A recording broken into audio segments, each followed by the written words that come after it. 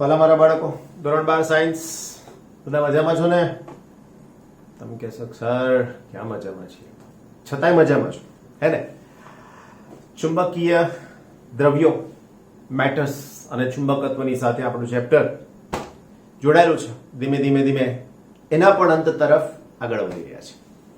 શું છે ચેપ્ટરનું નામ? મેગ્નેટાઇઝેશન અને મેગ્નેટિક તીવ્રતા. આની સાથે સંકળાયેલી કેટલીક બાબતની આપણે ચર્ચા કરી રહ્યા છીએ. તો સમજાવું તમને કે આની અંદર શું કહેવા માંગીએ છીએ. સોલેનોઇડ છે, એનું સમાન ચુંબકીય ક્ષેત્ર છે અને એની અંદર જ્યારે કોઈક એવા પદાર્થને મૂકવામાં આવે કે જેનું મેગ્નેટાઇઝેશન કરવું શક્ય છે, જેમ કે નરમ લોખંડ, તો એને અંદર મૂકીએ તો એની વર્તણૂક શું થાય છે એ આ થિયરીમાં સમજાવવાની છે. આવી સેમ વર્તણૂક તમે ડાઇઇલેક્ટ્રિકના સંદર્ભમાં કેપેસિટરની બે પ્લેટ વચ્ચે મૂકો ત્યારે શું થાય તમે સમજાવ્યું છે. સેમ સ્થિતિ પેરેલલમાં ચાલવાની છે, બરાબર? તો ચુંબકત્વની સાથેની વાત છે. દરેક દ્રવ્યની વર્તણૂક ચુંબકીય ક્ષેત્રમાં અલગ અલગ હોય. એની અનુરૂપ 3 પ્રકાર પાડવાના છીએ આપણે આગળની થિયરીમાં. નામ આપી દો: ડાયામેગ્નેટિક, પેરામેગ્નેટિક, ફેરોમેગ્નેટિક. આ 3 પ્રકારને આધારે આપણે સમજવાનું છે. અને એની અંદર આ જે થિયરી છે ને, એના એકાદ બે પોઈન્ટ છે એ બહુ અગત્યના છે કે એ સમજવામાં તમને કામ લાગે છે. તો શું કહેવા માંગીએ છીએ? સૌથી પહેલા તો મારી પાસે માત્ર સોલેનોઇડ છે. એ સોલેનોઇડની અંદર શરૂઆતમાં કશું છે નહીં એવું માની લઈએ છીએ. તો સપોઝ મારી પાસેના આ સોલેનોઇડની વાત કરું તો એની અંદર કશું જ મૂક્યું નથી, રાઈટ? તો હાલમાં જો આમાંથી પસાર થતો પ્રવાહ I હોય, એકમ લંબાઈ દીઠ આંટાની સંખ્યા n હોય, અંદર કશું નથી, એનો મતલબ કે μ0 લખી શકું. તો હાલમાં આ ચુંબકીય ક્ષેત્રને હું B0 કહું તો B0 is equal to μ0 NI થઈ શકે. આ n into I નો મતલબ શું થઈ શકશે? તો આ n into I નો મતલબ જ્યાં n into I is equal to h હું લખું, જેને કહું એકમ લંબાઈ દીઠ પ્રવાહ, રાઈટ? ચુંબકીય તીવ્રતા પણ આગળ એને કહેવાના છે. તો હવે આ કિંમત હું અહીંયા મૂકી દઉં તો મને સૂત્ર મળશે B0 is equal to μ0 into h. આ બધું ક્યારે થયું? આની અંદર કશું જ નથી ત્યારે. બીજું એવું સમજો કે આ જ સોલેનોઇડ છે મારી પાસે, રાઈટ? અને એની અંદર આવો એક નરમ લોખંડનો નળાકાર અથવા તો સળિયો આની અંદર મૂકી દે છે. તો શું થાય? તો એની અંદરની જે ડાયપોલ મોમેન્ટ છે ને એ બધી ચુંબકીય ક્ષેત્રની દિશામાં ગોઠવાશે, રાઈટ? જેવું વિદ્યુત ડાયપોલ ગોઠવાતી હતી એવું આવું ચુંબકીય ડાયપોલ એક જ દિશામાં ગોઠવાશે. અને આવી જે ચુંબકીય ડાયપોલ એક જ દિશામાં ગોઠવાય તો એના માટે આ જે સમજાવીએ એના પહેલા શબ્દ વાપરવાનો છે મેગ્નેટાઇઝેશન, ઓર બીજો વર્ડ છે મેગ્નેટાઇઝેશન ની તીવ્રતા, જેને કહીએ છીએ m. and this m is equal to m total divided by v. જેવું ત્યાં બીજા ચેપ્ટરમાં પોલરાઇઝેશન ની તીવ્રતા હતું એવું અહીંયા મેગ્નેટાઇઝેશન ની તીવ્રતા. આના ઉપર તેની વ્યાખ્યા પણ અપાય. એકમ કદ દીઠ કુલ ડાયપોલ મોમેન્ટને મેગ્નેટાઇઝેશન અથવા મેગ્નેટાઇઝેશન ની તીવ્રતા કહે છે. ફરીથી એકવાર, એકમ કદ દીઠ કુલ ડાયપોલ મોમેન્ટને મેગ્નેટાઇઝેશન અથવા મેગ્નેટાઇઝેશન ની તીવ્રતા કહે છે. આખા સળિયાની અંદર જેટલી પણ ડાયપોલ છે બધી જ આ થઈ ગઈ અને એનું કદ લઈ લીધું તો એના ઉપરથી આ મળ્યું, એને કહેવાય મેગ્નેટાઇઝેશન ની તીવ્રતા અથવા તો મેગ્નેટાઇઝેશન. એકમ શું લખવું? તો ડાયપોલ મોમેન્ટનો એકમ છે એમ્પિયર મીટર સ્ક્વેર ના છેદમાં મીટર ક્યુબ. વલાવવાનો એકમ થાય એમ્પિયર મીટર માઇનસ 1. ત્યારે પૂછાય, પારિમાણિક સૂત્ર પણ પૂછાય, રાઈટ? હવે આ બંને કમ્બાઈન કરવાના. કેમ આ બંને કમ્બાઈન કરવાના છે આની અંદર? તો આ કમ્બાઈન કરવાનું રીઝન શું છે એ સમજવાની કોશિશ કરી. ઓકે, કમ્બાઈન કરવાની જરૂર કેમ પડી? કારણ કે આ માત્ર શૂન્યાવકાશ છે, આની અંદર માધ્યમ હાજર છે, તો બંનેના ચુંબકીય ક્ષેત્રો સમાન થાય છે. વિદ્યુતમાં બે વિરુદ્ધ હતું, યાદ કરો. અહીંયા બે સમાન થાય છે એટલે અહીંયા પરિણામી ચુંબકીય ક્ષેત્ર વધે છે એવું કહેવા માંગીએ છીએ, ધ્યાન રાખીને. તો અહીંયા લખી શકીએ આ બીજી પરિસ્થિતિમાં પરિણામી ચુંબકીય ક્ષેત્ર B ઇઝ ઇક્વલ ટુ, હું અહીંયા લખી શકું B0 પ્લસ BM. આ BM એટલે આની હાજરીમાં ચુંબકીય ક્ષેત્ર, તો લખી શકું જ્યાં BM is equal to mu naught into M. આ M એટલે આ મેગ્નેટાઇઝેશન, એવું આપણે ઉલ્લેખ કરી ચૂક્યા છે, રાઈટ? તો હવે આ સમજવાનું છે તમારે. આ કિંમત અહીંયા મૂકી દઉં, ઇવન આ કિંમત અહીંયા મૂકી દઉં, તો હવે એનું પરિણામ શું થશે મારા વાલા મિત્રો? તો એનું પરિણામ થશે B is equal to mu naught into H plus mu naught into M. Mu naught common થઈ જાય તો અહીંયા લખીશ H પ્લસ M. તમારી ટેક્સ્ટ બુકમાં આની માહિતી કંઈક અલગ રીતે આપી છે. એમણે પહેલા આવું સૂત્ર આપ્યું, B upon mu naught minus M is equal to H. આ H એટલે આ છે. હવે આ વસ્તુનો ક્યાંય એમણે ઉલ્લેખ કર્યો જ નથી, એવું ધ્યાન રાખી લેજો. અને એમણે પહેલાથી જ આ H ને ઇન્ટ્રોડ્યુસ કરી દીધો. હવે આ H પરથી પાછા એમણે આ સૂત્ર લીધું. ખરેખર સિસ્ટમ આ છે. પહેલા આને સમજો, પછી આ સમજો, પછી આ લાવો ને પછી અહીંયા આવો. પણ આપણે બુકની સિસ્ટમને ફોલો કરવાની. મેં તમને શું લખવાનું કીધું? તો કે આ લખાઈ ગયું. આ ત્યાં નહીં લખીએ આપણે, આપણી અન્ડરસ્ટેન્ડિંગ થઈ. આ લખીશું, આ સૌથી પહેલું છે, પછી આ છે, પછી શું કરવાનું? પછી આ સૂત્ર થોડી ગેપ સાથે લખી નાખ્યું મેં, રાઈટ? કે બેનો સરવાળો જ છે. ઓકે, લખી નાખ્યા પછી આને અહીંયા ઉપર લખી દેવાનું, કઈ વાંધો નથી. અહીંયા લખીએ સમીકરણ નંબર 1. આ પરથી બસ આ લખાઈ ગયું. આપણે ગોખવું નથી, સમજીને લખવું છે, બરાબર ને? ઓકે, તો અહીંયા બે ચુંબકીય ક્ષેત્રો થાય. કયા કયા? તો કે એક B0 માત્ર સોલેનોઇડના કારણે, અને બીજું BM જે અંદર સળિયો મૂક્યો છે એના કારણે. આ બંનેના ચુંબકીય ક્ષેત્રો એક જ દિશામાં હોવાને કારણે હું એનો સરવાળો કરી શક્યો અને એના ઉપરથી આ પરિણામ મળ્યું. આપણે આને પહેલા લખ્યું પછી અહીં આવ્યા. સમજાય છે? અને સમીકરણ નંબર 2 આપીશ. હવે જે માધ્યમ અંદર મૂક્યું છે એની સાથે સંકળાયેલી બીજી એક વાત સસેપ્ટિબિલિટીની કરવાની છે. ઓલરેડી ભૂતકાળમાં વિદ્યુતમાં પણ સમજાઈ ચૂક્યા, અહીંયા પણ સેમ સસેપ્ટિબિલિટી સમજાવવા જઈએ. શું છે આ સસેપ્ટિબિલિટી? તો સૂત્ર છે M is equal to chi into H. M એટલે શું મારા વાલાઓ? તો કે મેગ્નેટાઇઝેશન અથવા મેગ્નેટાઇઝેશનની તીવ્રતા. આ chi નો મતલબ સસેપ્ટિબિલિટી ને H નો મતલબ ચુંબકીય તીવ્રતા અથવા એકમ લંબાઈ દીઠ પ્રવાહ. તો હું અહીંયા લખીશ જ્યાં chi બરાબર સસેપ્ટિબિલિટી,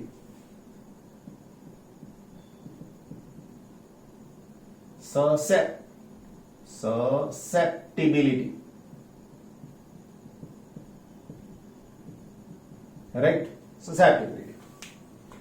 ઓકે, હવે આ વસ્તુ જે આપણે અહીંયા લખી છે એને એકમ, તો કે એકમ ના હોય. જેને એકમ ના હોય એને પારિમાણિક સૂત્ર પણ ના હોય. આ સસેપ્ટિબિલિટીનું મૂલ્ય ડાયામેગ્નેટિક, પેરામેગ્નેટિક અને ફેરોમેગ્નેટિક ત્રણેય માટે અલગ અલગ હોય. જો હું ડાયામેગ્નેટિકની વાત કરું, ડાયામેગ્નેટિક, તો એના માટે M સદિશ અને H ની દિશા વિરુદ્ધ હોય છે, એટલે સસેપ્ટિબિલિટી માઇનસ હોય છે. જો બંનેની દિશા એક થઈ જાય તો કોઈ પ્રશ્ન જ નથી, પણ દિશા વિરુદ્ધ છે એટલે માઇનસ થાય છે, રાઈટ? એના પછી પેરામેગ્નેટિક, એના માટે સદિશ M અને સદિશ H ની દિશા એક જ હોય છે, રાઈટ? દિશા બંનેની એક જ હોય, દિશા બંનેની જુદી જુદી હોય, એટલા માટે આપણે એને પ્લસ અને માઇનસ ની સાથે સાંકળીએ છીએ, બરાબર? પછીની સંજોગોની વાત કરીએ તો શું કહેવા માંગીએ છીએ? ત્રીજો પ્રકાર આવે ફેરોમેગ્નેટિઝમ. અહીંયા પેરા લખવાનું, પેરે લખી દીધું, પેરા મેગ્નેટિઝમ. ફેરોમેગ્નેટિઝમ પણ આ જ છે કન્ડિશન. સસેપ્ટિબિલિટી ઋણ હોય છે ડાયામેગ્નેટિક માટે, ધન નાનું મૂલ્ય હોય આના માટે, અને ધન મોટું મૂલ્ય હોય ફેરોમેગ્નેટિક. આપણે હાલમાં ચર્ચા નથી કરવી, કેમ? તો કે એની સેપરેટ આખી એક થિયરી છે, એ આપણે સમજીશું પાછા. હાલમાં જેમ વિદ્યુત ક્ષેત્રની વાત હતી તો એની અંદર એપ્સાઇલોન આર લખ્યું હતું, ડાઇલેક્ટ્રિક અચળાંક કે લખ્યું હતું. બસ એવી જ કંઈક વાત આની સાથેની મારે તમને કરવી છે. તો એની ચર્ચા આપણે કરીએ. તો હું આની અંદર શું કહેવા માંગુ છું સમજજો. તો હું આની અંદર તમને એવું સમજાવવા માંગુ છું કે આ m છે એની જગ્યાએ કાઈ ઇન્ટુ h લખી દો. તો હવે મને આનું સૂત્ર શું મળશે? તો ધ્યાન રાખજો, મને સૂત્ર મળશે b is equal to μ0. h તો h રાખીશ જ હું, પ્લસ m ની જગ્યાએ હું લખીશ કાઈ ઇન્ટુ h. હવે આ h હું કોમન લઈ લઉં તો અહીંયા સૂત્ર થઈ ગયું μ0 1 પ્લસ કાઈ ઇન્ટુ h. ખ્યાલ આવ્યો? જ્યાં μ0 1 પ્લસ કાઈ ઇઝ ઇક્વલ ટુ μ. આ μ ને શું કહેવાય? μ ને શું કહેવાય? જેમ એપ્સાઇલોન 0 ને માધ્યમની પરમિટિવિટી, માધ્યમની પરમિએબિલિટી. આ માધ્યમ છે, પેલું મ્યુ નોટ કો એટલે શૂન્ય અવકાશ આવે, એપ્સાઇલોન નોટ કો શૂન્ય અવકાશ આવે. મ્યુ કહેશો એટલે માધ્યમ આવશે. તો આની જગ્યાએ આપણે શું લખી રહ્યા છીએ? Is equal to mu. આ માધ્યમની સાથે સંકળાયેલી બાબત છે, માટે b ઇઝ ઇક્વલ ટુ આની જગ્યાએ જો હું મ્યુ લખી દઉં તો is equal to mu into h. આવું થઈ શકશે. ક્લિયર આટલી બાબત? બહુ સરસ. હવે જે મેં આ સૂત્ર અહીંયા લખ્યું છે આની સાથે એની થોડીક ડિટેલ ચર્ચા કરીએ. Mu naught is equal two 1 plus કાઈ ઇઝ ઇક્વલ ટુ મ્યુ. માટે મ્યુ ના છેદમાં μ0 ઇઝ ઇક્વલ ટુ 1 પ્લસ કાઈ. અને આને કહેવામાં આવે મ્યુ આર, જેને કહેવાય સાપેક્ષ પરમિએબિલિટી. રાઈટ? તો આ ચુંબકીય ક્ષેત્રની સાથે સંકળાયેલી બાબત છે. આને પણ એકમ નથી, આને પણ એકમ નથી, આ ગુણોત્તર છે એટલે એનો એકમ પણ કેન્સલ થઈ જાય. તો આવા બધા સૂત્રો આપણા માટે ખાસ અગત્યના છે. હવે આ થિયરીનો ફાયદો શું તમને ખબર પડી? આ થિયરીનો ફાયદો એ થયો મારા વાલાઓ કે સપોઝ અહીંયા હું કોઈ એક પ્રવાહ I પસાર કરું છું તો મને b જેટલું ચુંબકીય ક્ષેત્ર આપે છે. બરાબર ધ્યાન રાખજો. હવે એટલો જ પ્રવાહ હું અહીંયા પસાર કરું છું તો મને અહીંયા મળતું ચુંબકીય ક્ષેત્ર b' છે, પણ b' is greater than b. કેટલાક સંજોગોમાં તો 10 ગણું 100 ગણું પણ થઈ જાય છે. સમજાય છે? અને એના જ બેસિસ પર ઇલેક્ટ્રોમેગ્નેટ્સ બને છે. ઇલેક્ટ્રોમેગ્નેટ્સ આપણી ઘરે સ્પીકર છે, સીડી સિસ્ટમ સાથે, પેનડ્રાઈવ વાળી સાઉન્ડ સિસ્ટમ સાથે જોડાયેલું, તો એની પાછળ જે છે ને સ્પીકરની પાછળ ઇલેક્ટ્રોમેગ્નેટ્સ છે, એ આવી જ રીતે બને છે. ઓકે, હવે એક્ઝેક્ટલી અહીંયા છે જુઓ. આ h એટલે આ વસ્તુ છે, એની સાથે સંકળાયેલી બાબત. આ m એટલે આની સાથે સંકળાયેલી બાબત છે. એ બેનો સરવાળો કરશો ને એટલે તમને પરિણામી ચુંબકીય ક્ષેત્ર મળ્યું, જે આપણને વધારે મળ્યું છે.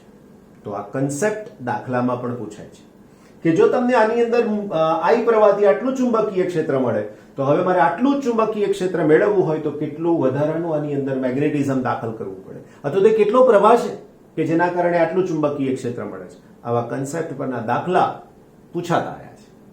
રાઈટ? તો આ થયો મેગ્નેટાઇઝેશન અને મેગ્નેટિક તીવ્રતાની સાથે સંકળાયેલી ચર્ચા. ઓકે મારા વાલા બોલકાઓ, ઉદાહરણ લઈએ આપણે. ઉદાહરણ 5.6 છે મારી પાસે. આકૃતિ 5.7 એટલે બધું આવી ગયું. હો, દર્શાવેલ ચુંબકીય ક્ષેત્ર રેખાઓ, આકૃતિમાં દર્શાવેલ ઘટ્ટ રેખાઓ ની અમુક આકૃતિઓ ખોટી છે. તેમાં શું ખોટું છે તે દર્શાવો. આમાંથી કેટલીક સાચી સ્થિત વિદ્યુત ક્ષેત્ર રેખાઓ પણ દર્શાવે છે, તે કઈ છે તે દર્શાવો. અહીંયા પહેલી આકૃતિની વાત કરું તો પહેલી આકૃતિ ખોટી છે ચુંબકીય ક્ષેત્રની દ્રષ્ટિએ. કેમ? તો કે આ વાહક તાર રાખ્યો છે, જો પ્રવાહ ઉપર જાય આમ તો ચુંબકીય ક્ષેત્ર રેખાઓ આમ વર્તુળ રચે, જે આપણે જાણીએ છીએ. આ તાર છે, પ્રવાહ ઉપરની દિશામાં તો આમ વર્તુળ રચે. એવું અહીંયા નથી, એટલે આકૃતિ ખોટી છે.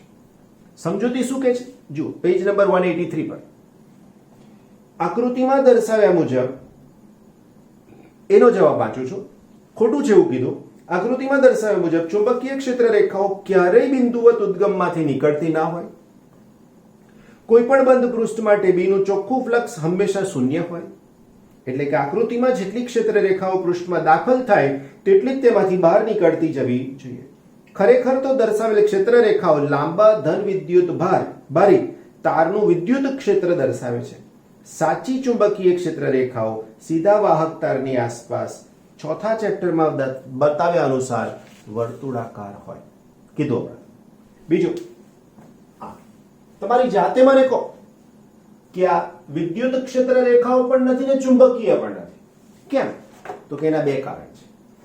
એક તો ક્ષેત્ર રેખાઓ ક્યારેય છેદશે નહીં, પહેલું કારણ. અને બીજું, આ વર્તુળ નહીં બનાવે ક્યારે. સમજી ગયા? આ વર્તુળ ક્યારે બંધ માર્ગ તો શક્ય જ નથી. સમજી લેજો. શેના માટે? હવામાં. એના માટે વચ્ચે ચુંબક હોવું જ જોઈએ. તો n માંથી નીકળી s માં ને s માંથી નીકળી n માં. આ પ્રમાણે થાય તો જ આ વાત સાચી બનશે, બાકી સાચી બનતી નથી. બી ખોટું છે. ચુંબકીય ક્ષેત્ર રેખાઓ વિદ્યુત ક્ષેત્ર રેખાઓની જેમ ક્યારેય એકબીજાને છેદતી નથી, કારણ કે તેમ થાય તો છેદન બિંદુએ ક્ષેત્રની દિશા અનિશ્ચિત થઈ જાય છે. આ આકૃતિમાં બીજી પણ એક ભૂલ છે. સ્થિત ચુંબકીય ક્ષેત્ર રેખાઓ મુક્ત અવકાશની આસપાસ ક્યારેય બંધ માર્ગ રચતી નથી. બંધ ગાળો રચતી સ્થિત ચુંબકીય ક્ષેત્ર રેખાઓ વિદ્યુત પ્રવાહ પસાર થતો હોય તેવા કોઈ વિસ્તારને ઘેરતી હોવી જોઈએ. તેની સામે સ્થિત વિદ્યુત ક્ષેત્ર રેખાઓ મુક્ત અવકાશમાં જ્યારે ગાળો એટલે કે વિદ્યુત ભારોને ઘેરતો હોય ત્યારે કદી બંધ ગાળો રચતી નથી. એટલે આ તો નથી તો વિદ્યુત કે નથી તો ચુંબકત્વ. ત્રીજું સાચું છે. આ ડોટેડ લાઈન છે એ વાહક તાર બતાવે છે અને એની અંદર આ જે બતાવ્યું છે ચુંબકીય ક્ષેત્ર છે ટોરોઇડનું, એટલે સાચું છે. સી સાચું છે. ચુંબકીય ક્ષેત્ર રેખાઓ સંપૂર્ણપણે ટોરોઇડમાં સમાયેલી બંધિત હોય છે. અહીં બંધ ગાળા રચતી ક્ષેત્ર રેખાઓમાં કંઈ જ ખોટું નથી, કારણ કે દરેક ગાળો વિદ્યુત પ્રવાધારિત વિસ્તારને ઘેરે છે. અને નોંધો કે આકૃતિમાં સ્પષ્ટ જોઈ શકાય તે માટે ટોરોઇડમાં થોડીક જ ક્ષેત્ર રેખાઓ દર્શાવી છે. હકીકતમાં આટાઓ વડે ઘેરાયેલ સંપૂર્ણ વિસ્તાર ચુંબકીય ક્ષેત્ર ધરાવે છે. આની અંદર બધે જ ચુંબકીય ક્ષેત્ર હાજર છે. ચોથાની વાત કરીએ. સોલેનોઇડ નાનો જ છે તો જે છેડા છે ને ત્યાંની ક્ષેત્ર રેખાઓ વાંકી હોવી જોઈએ, બહાર નીકળે ત્યારે. એવું અહીંથી પણ આમ હોવી જોઈએ, એવું અહીંયા અને અહીંયા નથી, એટલે આ ખોટું છે. બાકી આ સોલેનોઇડ આમ ડોટ ડોટ ડોટ કરીને આગળ અને આ ડોટ ડોટ કરીને આગળ હોત, સાચી આકૃતિ હતી બોસ. ઓકે. ડી ખોટું છે. સોલેનોઇડ વડે ઉદ્ભવતી ક્ષેત્ર રેખાઓ તેના છેડા પર અને તેની બહાર એકદમ સીધી અને સમાયેલી બંધિત ન હોઈ શકે, કારણ કે એમ્પિયરના નિયમનો ભંગ કરે છે. બંને છેડા પાસે ક્ષેત્ર રેખાઓ વળતી હોવી જોઈએ. કીધું ને, અહીંયાથી આમ, અહીંયાથી આમ, પછી અહીંયાથી આમ નીચે આવી હોવી જોઈએ અને અંતમાં ભેગી થઈને બંધ ગાળા રચતી હોવી જોઈએ. એટલે આ પ્રમાણેનું હોય તો જ આ વાત સાચી થાય. કરેક્ટ. એના પછી એની વાત કરીએ તો આ સાચું છે. કેમ? તો કે આની અંદર ક્ષેત્ર રેખાઓ n માંથી બહાર નીકળે છે, s માં અંદર દાખલ થાય છે. That's it. તો ઈ સાચું છે. ગજિયા ચુંબકની અંદર અને બહાર ક્ષેત્ર રેખાઓ છે. અંદરની ક્ષેત્ર રેખાઓ ધ્યાનથી જુઓ. બધી જ ક્ષેત્ર રેખાઓની દિશા ઉત્તરમાંથી બહાર નીકળતી અને કે દક્ષિણ ધ્રુવમાં સમાઈ થતી નથી. ઉત્તર ધ્રુવ અને દક્ષિણ ધ્રુવ બંનેની આસપાસનું ચુંબકીય ફ્લક્સ શૂન્ય છે. એફ ખોટું છે. દર્શાવે તો એ વિદ્યુત દર્શાવી શકે એવું વિચારી શકાય, પણ પાછું વિદ્યુતમાં પ્રોબ્લેમ છે. આ વિદ્યુતને નથી બતાવતું. કેમ? તો કે આ ધન વિચારો તો ધનની બહાર નીકળે, રાઈટ? પણ આ ઋણ વિચારો તો ઋણમાં દાખલ થાય, પછી આમ બહાર થોડી નીકળે. ફરીથી, આ ધન વિચારો તો ધનમાંથી બહાર નીકળી, રાઈટ? આમ નીકળી, પણ અહીંથી બહાર ના નીકળે ઋણમાંથી. એટલે નથી તો વિદ્યુત કે નથી તો ચુંબકત્વ. Correct. Now my dear friends, F ની વાત કરીએ. ખોટું છે. આ ક્ષેત્ર રેખાઓ ચુંબકીય ક્ષેત્ર દર્શાવી શકે નહીં. ઉપરના ભાગમાં જુઓ. બધી જ ક્ષેત્ર રેખાઓ છાયાંકિત તકતીમાંથી, છાયાંકિત એટલે આ શેડેડ બતાવે ને એ લોકો ગુજરાતીમાં છાયાંકિત કહે છે, છાયાંકિત તકતીમાંથી બહાર નીકળતી દર્શાવી છે. છાયાંકિત તકતીને ઘેરતા પૃષ્ઠમાંથી પસાર થતું કુલ ફ્લક્સ શૂન્ય નથી. ચુંબકીય ક્ષેત્ર માટે આ શક્ય નથી. આપેલ ક્ષેત્ર રેખાઓ વાસ્તવમાં ઉપરની ધન વિદ્યુત ભારિત તકતી અને નીચેની ઋણ વિદ્યુત ભારિત તકતીની આસપાસ સ્થિત વિદ્યુત ક્ષેત્ર રેખાઓ દર્શાવે છે. જો આ એરો અંદર હોય તો મારે ચેક કરવું પડે હો ભાઈ એમણે એરો કઈ બાજુ આપ્યો છે હા જો મેં ખોટો એરો દર્શાવ્યો છે રાઈટ આ બધા તીરની નિશાની ખોટી છે મારા વડે દર્શાવાયેલી એમને કેવું દર્શાવ્યું છે ખબર ને અહીંયાથી આમ જાય છે હવે જો આમ જાય ને વાલાઓ તો મારું વાક્ય ખોટું કહેવાય કયું વાક્ય ખોટું કહેવાય કે આ ઋણ નથી આ ઋણ છે ને ધન છે કરેક્ટ કેમ તો કે ધનમાંથી ક્ષેત્ર રેખા બહાર નીકળે અને ઋણમાં દાખલ થાય હવે તમને પરીક્ષામાં કન્ફ્યુઝ કરવા માટે મેં જે પહેલા બાય મિસ્ટેક દોર્યું હતું ને એવું પણ પૂછી શકે છે મિસ્ટેક હતી પણ પ્રશ્ન થઈ જાય છે right okay my dear friends આની વાત કરીએ ચુંબકીય ક્ષેત્રમાં આ છેડા પરની ક્ષેત્ર રેખાઓ ક્યારેય સ્ટ્રેટ ના હોય આ 1 2 3 સ્ટ્રેટ બતાવો ચાલે આ ઉપરની ક્ષેત્ર રેખા ખરેખર આવી હોવી જોઈએ વાસ્તવમાં આમ અહીંયાથી આમ આવું હોય ને તો ચાલે ધીસ ઇઝ ઓકે પણ આવું નથી બતાવ્યું એટલા માટે એ સાચું નથી જુઓ ખોટું છે જી બે ધ્રુવો વચ્ચેની ચુંબકીય ક્ષેત્ર રેખાઓ અંત્ય બિંદુઓએ એકદમ સીધી ના હોઈ શકે રેખાઓ થોડીક વળેલી તો હોવી જ જોઈએ નહીતર એમ્પિયરના નિયમનો ભંગ થાય છે આ વિદ્યુત ક્ષેત્ર રેખાઓ માટે પણ સાચું નથી ઉદાહરણ નંબર 5.7 શું કહેવા માંગે છે 5.7 માં ચુંબકીય ક્ષેત્ર રેખાઓ વડે દર્શાવેલી દિશામાં ચુંબકિત કરેલ સોય તે બિંદુએ ગોઠવાય છે એટલે કે રેખાસ્થ થાય છે શું ચુંબકીય ક્ષેત્ર રેખાઓ ગતિ કરતા વિદ્યુત ભાર માટે દરેક બિંદુએ ચુંબકીય બળ રેખાઓ દર્શાવે છે એક વસ્તુ એવું કીધું કે ચુંબકીય સોય મૂકો તો આમ હોય તો આવું ગોઠવાય આ ચુંબકીય ક્ષેત્ર રાઈટ આવી ચુંબકીય સોય તમે આની અંદર મૂકી દીધી ચુંબકીય સોય એટલે મેગ્નેટિક પ્રકારનું અને એન કહીએ અને એસ કહીએ તો આમ ફરીને ગોઠવાઈ જશે કારણ કે આ એસ છે ને એન છે હવે આવો જ જો અહીંયા કોઈ વિદ્યુત ભાર ક્યુ હોય તો એના માટે શું થાય એવી બળ રેખાઓ દર્શાવી શકશે એવું કંઈક પૂછવા માંગે છે જવાબ છે ના ચુંબકીય બળ હંમેશા બી ને લંબરૂપે હોય છે કારણ બળ is equal to q into v cross B આપણે આની વાત કરી રહ્યા છીએ આના માટે બળ F is equal to q into v cross B અને આ બળ એ જો આમ ગતિ કરે ને તો લાગે જ નહીં એ બળ આ દિશામાં ગતિ કરે તો જ લાગે બાકી આ દિશામાં શક્ય નથી બળ 0 થઈ જાય કરેક્ટ ઓકે ચુંબકીય ક્ષેત્ર રેખાઓને ચુંબકીય બળ રેખાઓ કહેવું પણ ખોટું છે ચુંબકીય બળ રેખા ના કહેવાય કારણ કે બળ નથી લગાડતી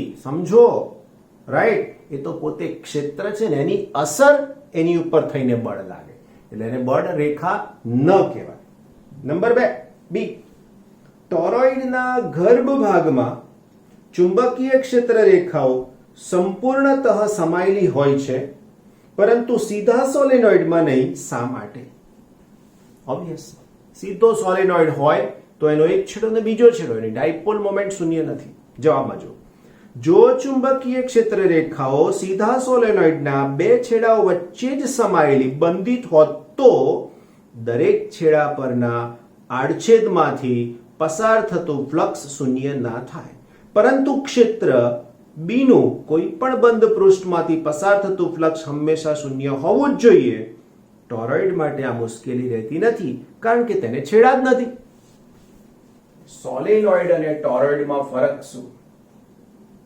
વાલાઓ આ સોલેનોઇડ અને આવું થાય એને ટોરોઇડ કહેવાય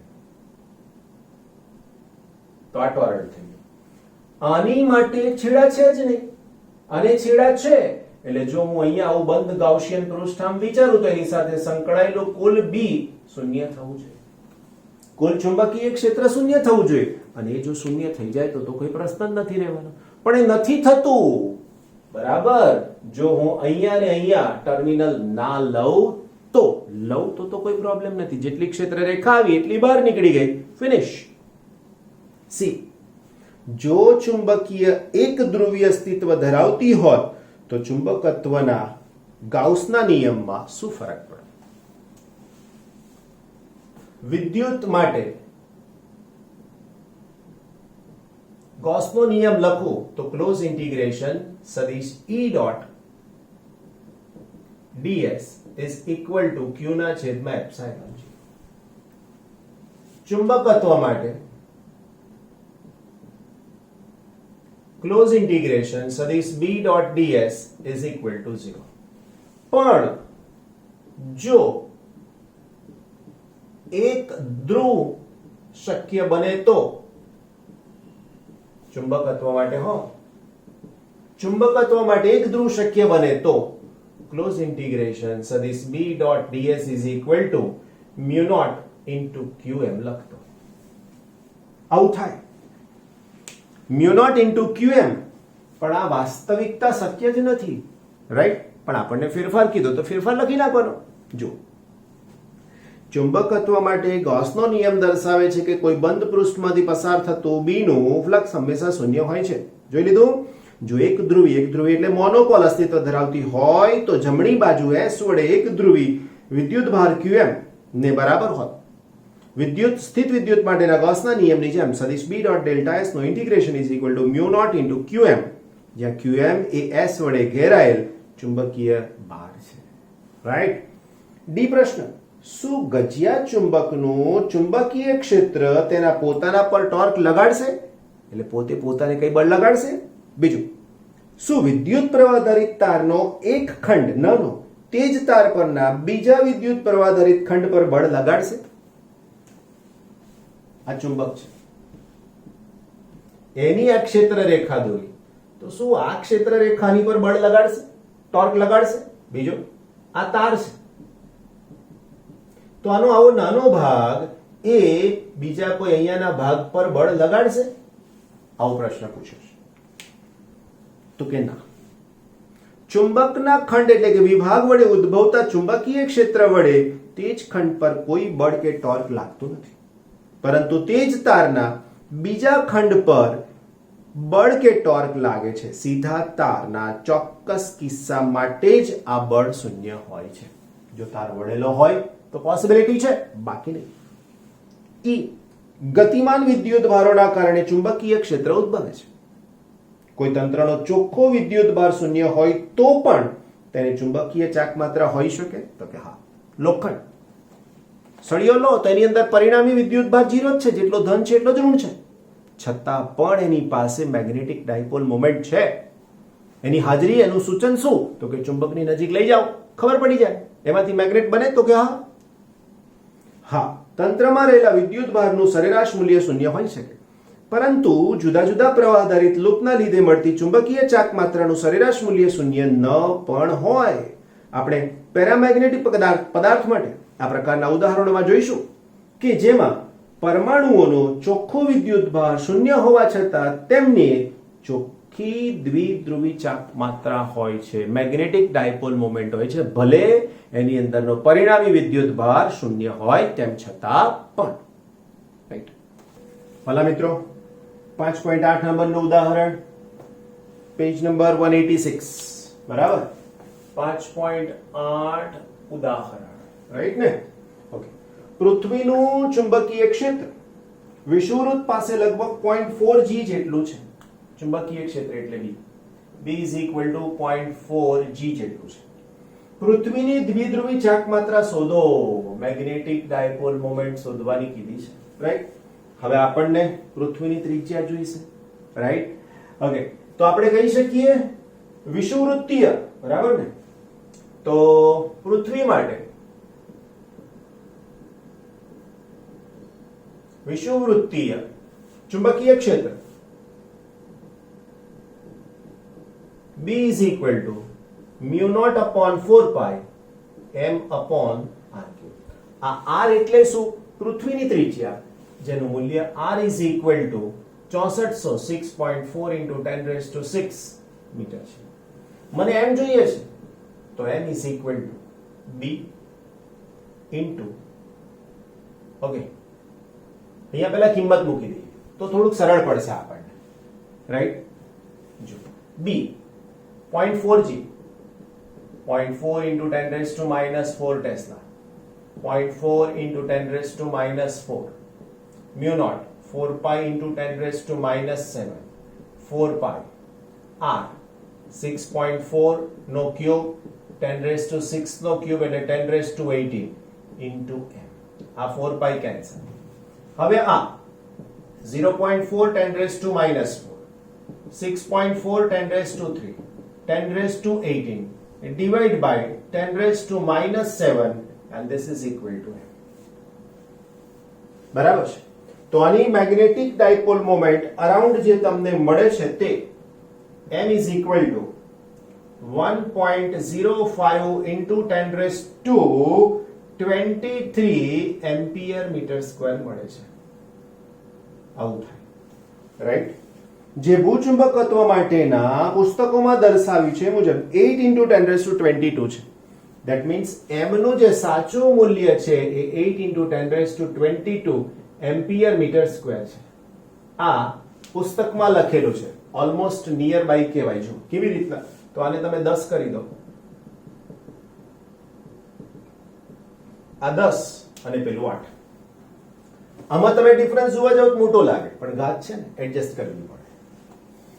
5.9 રાઈટ મારા વાલા વિદ્યાર્થી મિત્રો, 5.9 માત્ર ને માત્ર ઉદાહરણ છે. કોઈ સ્થાનના ચુંબકીય ધ્રુવતલમાં પૃથ્વીના ચુંબકીય ક્ષેત્રનો સમક્ષિતિજ ઘટક, સમક્ષિતિજ ઘટક એટલે પૃથ્વીના ચુંબકીય ક્ષેત્રનો સમક્ષિતિજ ઘટક શું કહેવાશે એને? તો એને કહેવાશે HE. HE is equal to 0.26, 0.26 G Gauss. બરાબર છે. અને સમક્ષિતિજ ઘટક, ઓકે, નમન કોણ, નમન કોણ 60 ડિગ્રી. નમન કોણ એટલે શું મારા વાલાઓ? એંગલ ઓફ ડીપ, બરાબર છે, 60 છે. તો I is equal to 60 degree છે. તો આ સ્થળે પૃથ્વીનું ચુંબકીય ક્ષેત્ર કેટલું હશે? રાઈટ? તો અહીંયા આપણી પાસે આવું સૂત્ર છે, HE is equal to BE cos I. માટે BE is equal to HE upon cos I. HE ની વેલ્યુ 0.26 divided by cos 60. તો 0.26 divided by cos 60, cos 60 વાલા 1/2, તો 2 into 0.26 માટે BE is equal to, બેનો ગુણાકાર કરો, 0.52 G ગોસ થઈ જાય. રાઈટ? કેટલા સહેલા સહેલા દાખલા છે બધા.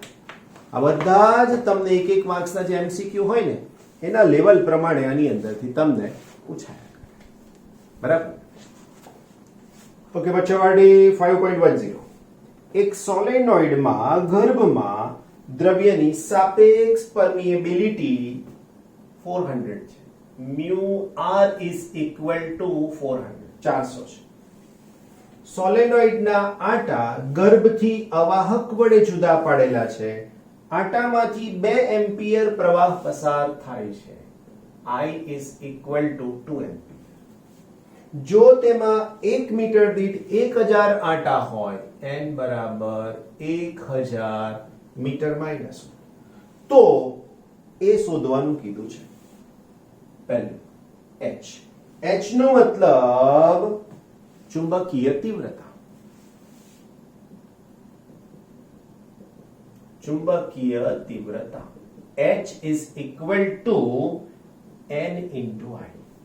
એનો મતલબ 2 ગુણાકારમાં 1000, 2000 એમ્પિયર મીટર માઇનસ 1. 2 નો એકમ એમ્પિયર, નાનો મીટર, માઇનસ 1.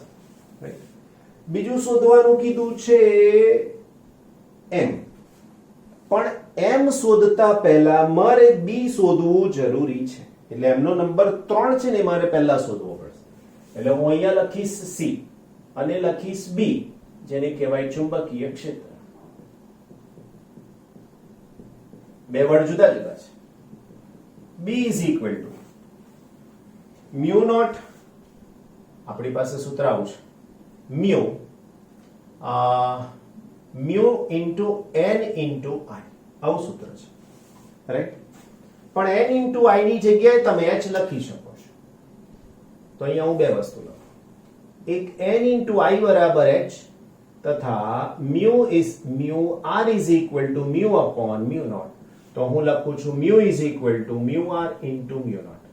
આ બે કિંમત હું અહીંયા મૂકી દઉં તો મને જવાબ આવો મળશે b is equal to આની જગ્યાએ mu r mu naught into h. હવે mu r ની વેલ્યુ મને આપેલી છે 400, mu naught 4 pi એટલે 3.14 10 raised to -7 અને h ની કિંમત છે 2000. આના 3 0 આના 2 0 એડજસ્ટમેન્ટ કરો તમારી જાતે જ તો જવાબ મળી શકશે b is equal to 1 tesla. Right. c પછી હવે મને b શોધવાનું છે મારા વાલા. રાઈટ. b માં શું નામ આપ્યું છે તો કે m, જેને કીધું છે મેગ્નેટાઇઝેશન.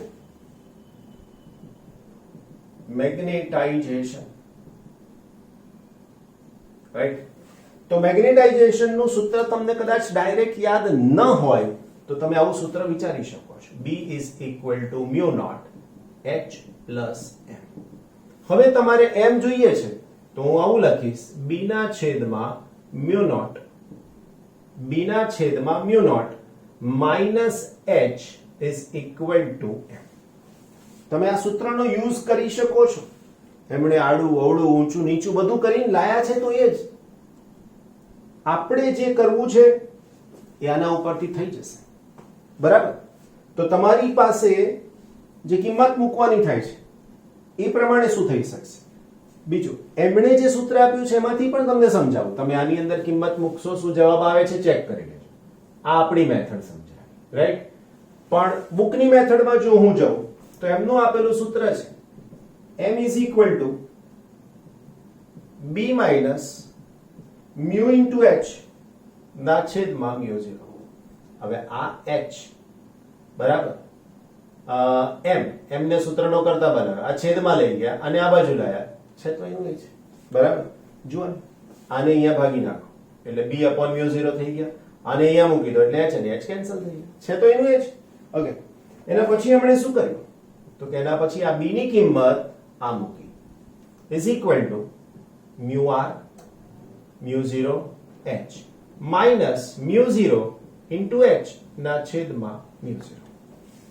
હવે શું કર્યું તો કે mu 0h ને mu 0h કોમન લઈ લીધા. રાઈટ. તો એના પછી શું જવાબ આવ્યો તો કે mu r minus 1 mu naught into h upon mu naught cancel થઈ ગયું તો mu r minus 1 into h. આ રીતે તમારી ગણતરી થોડીક સહેલી થઈ જશે. That is definite. તો n is equal to હવે mu r ની કિંમત કેટલી છે બચ્ચા પાર્ટી 400 minus 1 અને h એટલે 2000. રાઈટ. તો આનો આન્સર તમને મળશે અરાઉન્ડ 399 into 2000.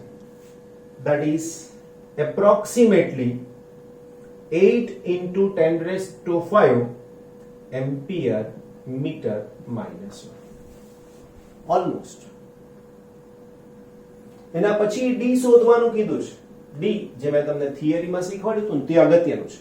શું કીધું છે d? મેગ્નેટાઇઝિંગ પ્રવાહની ગણતરી કરો.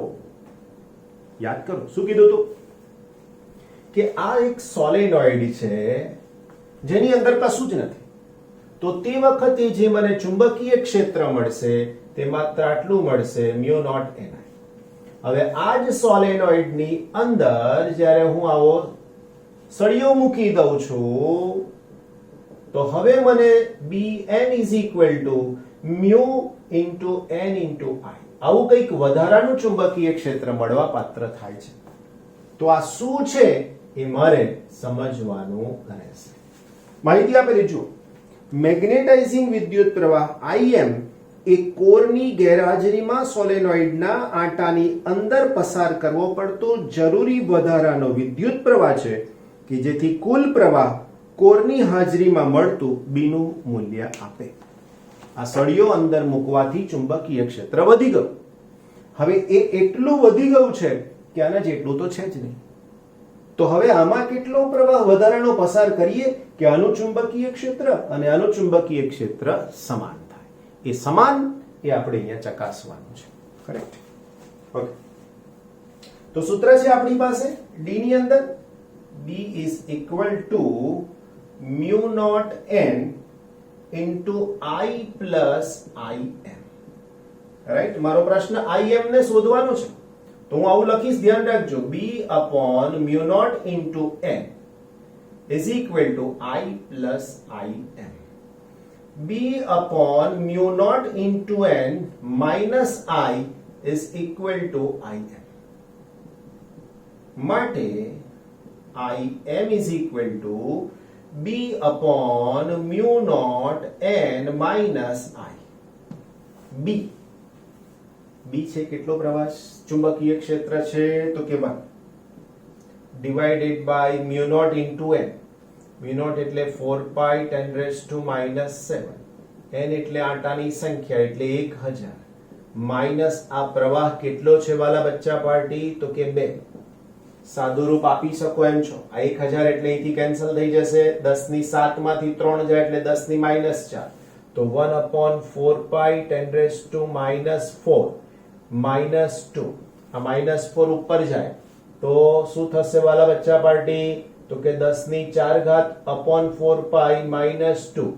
10 ની 4 ઘાત છે મારા વાલાઓ, 10 ની 4 ઘાત એટલે 10,000, 4 3.14 minus 2. તો હવે જવાબ થઈ શકશે ભાગાકાર કરી અને અંતે 794 એમ્પિયર જે IM આપશે. તમારી ટેક્સ્ટ બુકમાં આવી કોઈ જ ગણતરી નથી આપી. આ સૂત્ર અને આ જવાબ ધ્યાન રાખીને સમજી લેજો.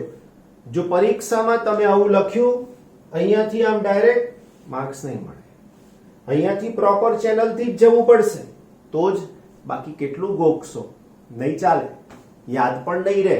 Isn't it?